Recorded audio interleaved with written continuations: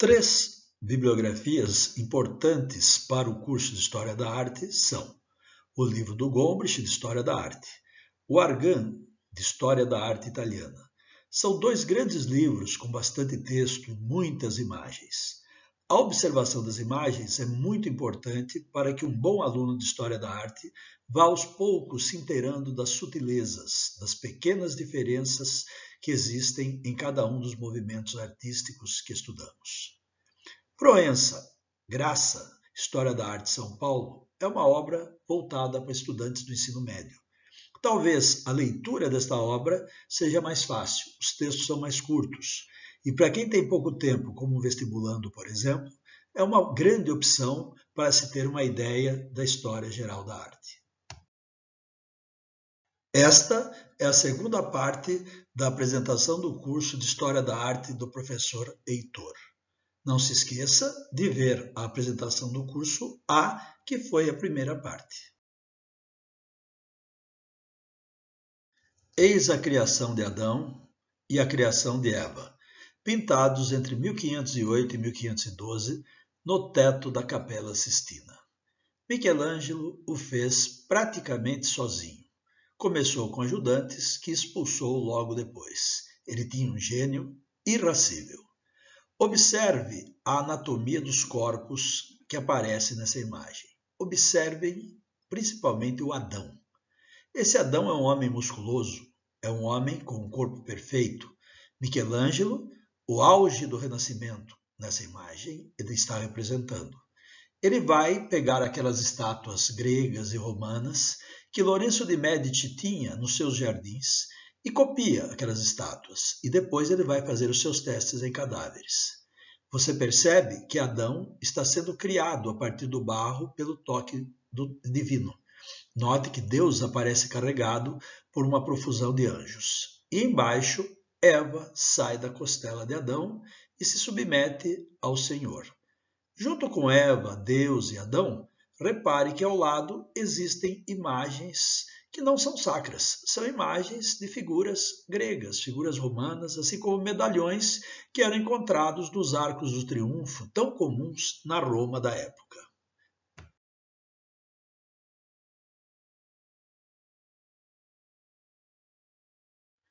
Repare como Adão e a Eva e Deus não estão sozinhos.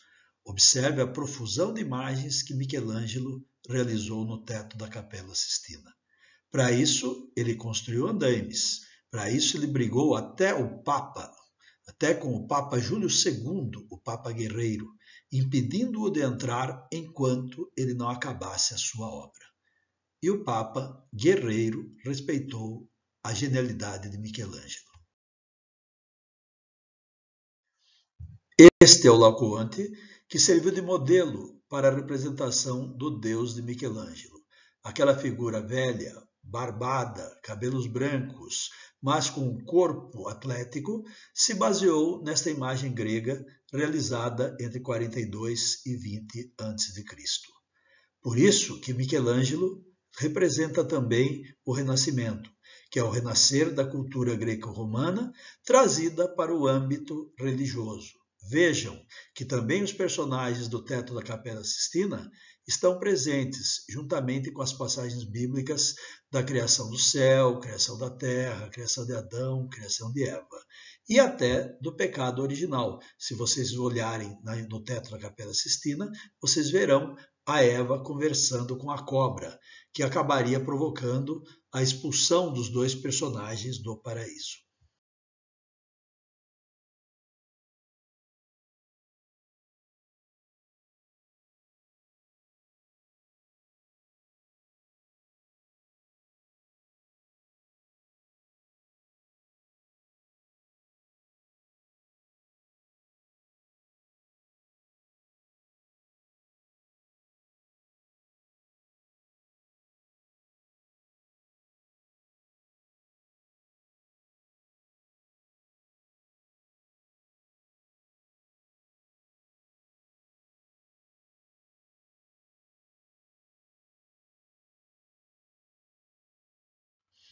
Algumas estátuas conhecidas que podem ter servido de inspiração para Michelangelo em sua arte renascimental. Repare como esta imagem de Deus Pai é parecida com a imagem do Laocoonte. Talvez essa ideia de um Deus representado como um velho, barbudo, de cabelos longos e atlético tenha sido justamente obtida a partir do teto da Capela Sistina de Michelangelo. É uma forte indicação, não é mesmo?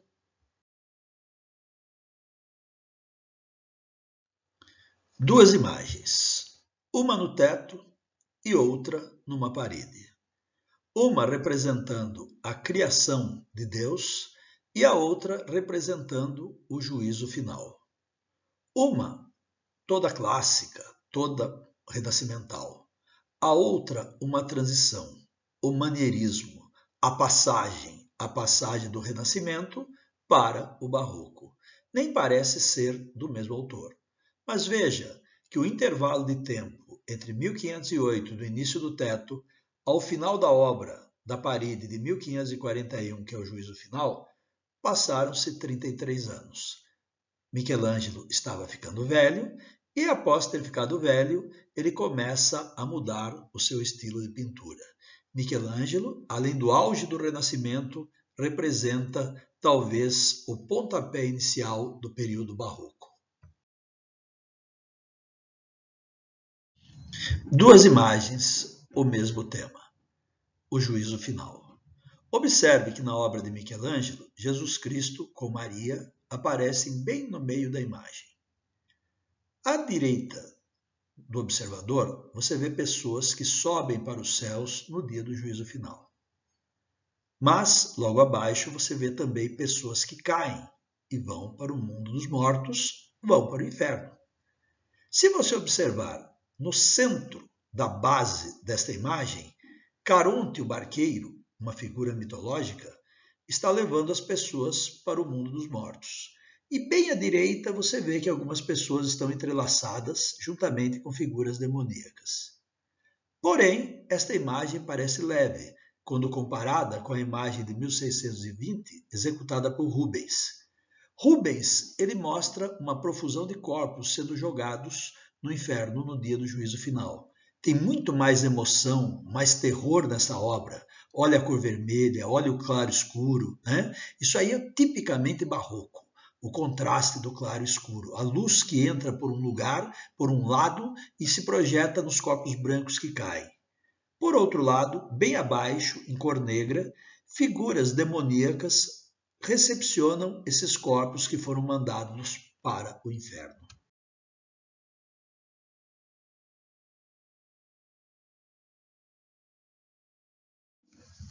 Observe outra imagem de Rubens, A Caça ao Hipopótamo, de 1615. Observe a emoção das pessoas, dos personagens humanos na imagem. Se você olhar também, os próprios cavalos parecem estar com seus olhos penetrando no hipopótamo. O hipopótamo, com a boca aberta e seus dentes, enfrenta um cachorro que também participa da caça. Um homem abaixo, que está sobreposto por um crocodilo, com as facas na mão, prepara-se para matar o hipopótamo e talvez o crocodilo, enquanto o outro homem, ou muito ferido ou até morto com seu arco, jaz ao solo. Esse tipo de imagem, com toda essa emoção, com todo esse contraste de luz e sombra, ela lembra um pouco a força da imagem de Michelangelo, só que com muito mais movimento, muito mais emoção e contraste de cores vivas, amarelo, azul, vermelho, marrom. Logo abaixo você vê Delacroix, um pintor que é do período que a gente chama de romantismo. Certamente esse romantismo se inspirou ou derivou do barroco. Note como as imagens também apresentam aquelas cores vibrantes, mas repare também que ela foi perdendo a nitidez. Isso é característico do romantismo. Isso é característico de uma imagem que derivou de um outro período, que foi o período barroco.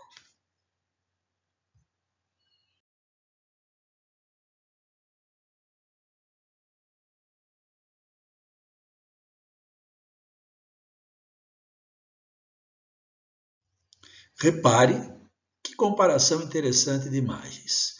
O Napoleão de Davi de 1801 é uma pintura neoclássica e ela deriva das imagens do Renascimento. O Renascimento que já era retomada das obras clássicas da Grécia e da Roma antiga. Goya foi o precursor do romantismo. Note como na sua imagem o claro e o escuro derivam da pintura barroca.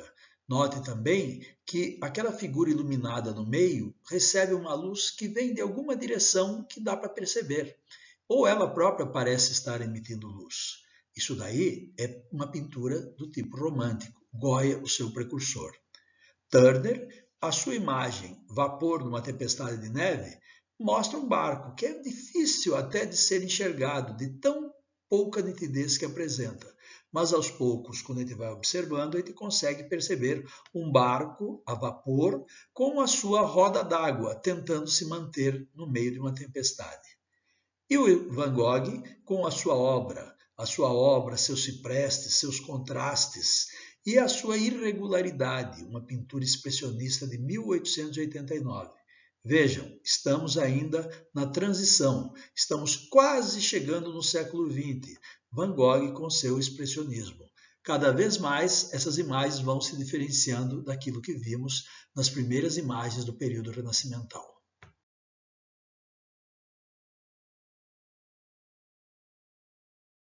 Observe nesta comparação o Napoleão de Davi e a Odalisca de Angri. Note que o Napoleão se baseia muito mais nas pinturas de Michelangelo.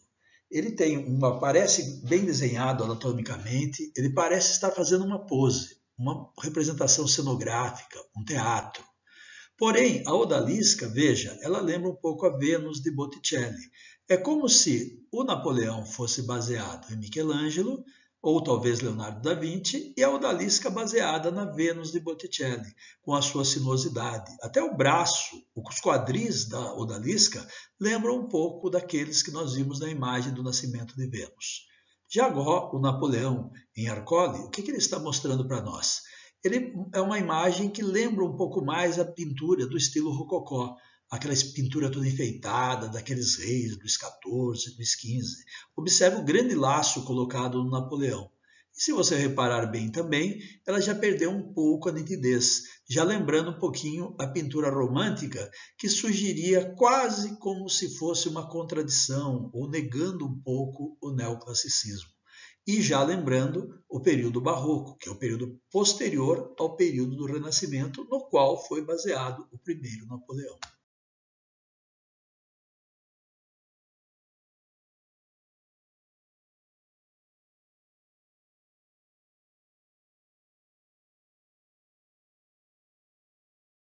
Observe esta comparação.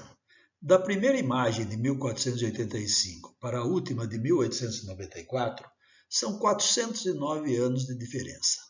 Botticelli, lá no Renascimento, com a sua Vênus toda torta e sua linha preponderante, aparecendo de sinuosidade, dando aquela impressão de movimento, como dissemos lá no início dessa aula, ele mostra para vocês uma imagem na qual se inspirou, por exemplo, Parmigianino. Parmigianino já passou o Renascimento, entrou no período que a gente chama de maneirismo, aquele que precede o Barroco.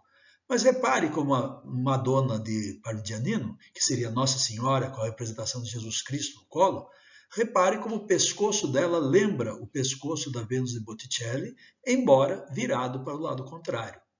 Por outro lado, a Odalisca de Angri, logo abaixo, com seus quadris e seu pescoço, seu braço inserido, também lembra a Madonna de Parmigianino. Repare como os quadris da Madonna também são quadris largos. Já a Madonna de Minci, um pintor expressionista que está lá no finalzinho do século XIX, quase desembocando no século XX, ele desenha a sua Madonna. É um desenho pintado. Madonna, quer dizer, minha dona, minha senhora, como nós chamamos em português, Nossa Senhora. Essa é a mãe de Jesus também. Agora, note como ela tem uma auréola, que em vez de ser uma auréola de luz, é uma auréola vermelha. Então você percebe que essa Madonna ela foi feita com uma sensualidade quase exagerada. Observe como a imagem quase não tem acabamento, essa imagem expressionista. Por outro lado, a sensualidade da Madonna, que aparece em 1894, também aparece na Madonna do Parmigianino. Repare que foi feita por volta de 1534 a 1540. Se você notar nos seios dessa Madonna, ela também parece estar emocionada. E carrega Jesus no colo, e veja como ela foge nesse estilo que fugiu do Renascimento na transição para o Barroco. Note como um grupo de anjos, em vez de apresentar uma simetria com outro grupo de anjos igual ao lado oposto, você tem lá uma grande coluna e um profetinha bem pequenininho, como se fosse um profeta grego logo abaixo. Querendo ou não, é uma imagem que foge do Renascimento, mas ainda assim tem uma lembrança do período clássico da Roma ou da Grécia com suas colunas.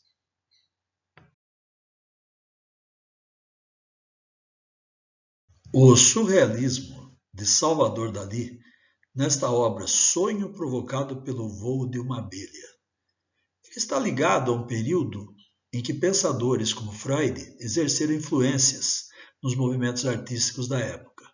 Freud estava preocupado com os reais processos dos pensamentos e dos sonhos. Vejam que imagem. Você tem uma romã, um fruto com muitas sementes. Essa romã, ela sugere muitas vezes nas obras do Renascimento o renascer, o ressurgir, o nascimento de Jesus, até mesmo a ressurreição de Jesus. A romã, ela sugere vida aparecendo. Agora repare que da romã sai um peixe, e do peixe sai o tigre. E esses tigres estão indo para cima, flutuando no ar, parece que quase saltando sobre uma mulher para a qual um fuzil também aponta. Lembre-se que Salvador Dalí não estava preocupado com a realidade. Ele estava preocupado com os sonhos, com um momento qualquer da vida onírica. Observe também o seu elefante que carrega um obelisco, outro símbolo clássico, outro símbolo que aparece muito no Renascimento, que aparece na Grécia Antiga. Porém, esse elefante tem pernas longas e anda sobre o mar. Já a mulher, a pedra sobre a qual ela deita, a própria maçã, elas estão simplesmente flutuando. Agora, o difícil mesmo é localizar nessa imagem a abelha. Esse trabalho eu vou deixar para você observar atentamente e procurar.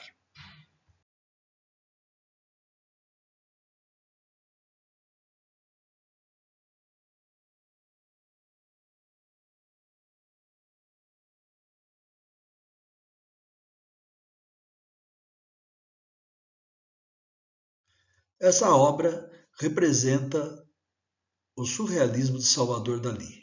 Nela, a criança geopolítica assiste ao nascimento de um novo homem.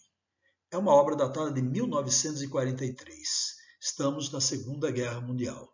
A criança teria sido denominada no título como geopolítica, pois devido a todas as atribulações da guerra, a geopolítica mundial precisaria se reformular e nascer novamente. A geopolítica fracassada, representada pela criança, assiste ao surgimento do novo homem com grande pavor. Além disso, esse pequeno ser figuraria a fragilidade do mundo diante do devastador poder que nasce do novo continente. Um novo homem, como bem pregou Dalí no título da pintura, movido pelos interesses capitalistas. Logo, a criança representaria o mundo refém de toda a conspiração destrutiva e dominadora que partiria do forte homem ou do forte Estados Unidos da América. Repare como o homem monstruoso nasce da terra na forma de um ovo, mas está sendo parido no centro dos Estados Unidos. Enquanto isso, a América Latina e a África choram. Ao mesmo tempo que a mulher aponta o homem que nasce, a criança esconde atrás dessa mulher. Observe a folha de parreira que torna essa mulher uma nova Eva. E ao fundo você vê o obelisco que está presente também lá na Roma, em frente à Igreja do Vaticano, a Catedral de São Pedro. Lá você encontra o obelisco do Renascimento. Com esta obra de Salvador Dalí, Criança Geopolítica, encerramos esta pequena apresentação de história da arte. Iniciamos com Giotto, que ilustrava nas paredes das igrejas as passagens bíblicas. E encerramos com esta obra premonitória, executada em 1943 e que previu aquilo que aconteceria no final da guerra, em 1945, quando os Estados Unidos da América lançariam a bomba atômica sobre Hiroshima e Nagasaki. A história da arte é a história da humanidade, é a história de como os homens se relacionam. Os fatos históricos nem sempre são agradáveis de se aprender, porém, a beleza das imagens pode tornar essa aprendizagem muito mais aprazível.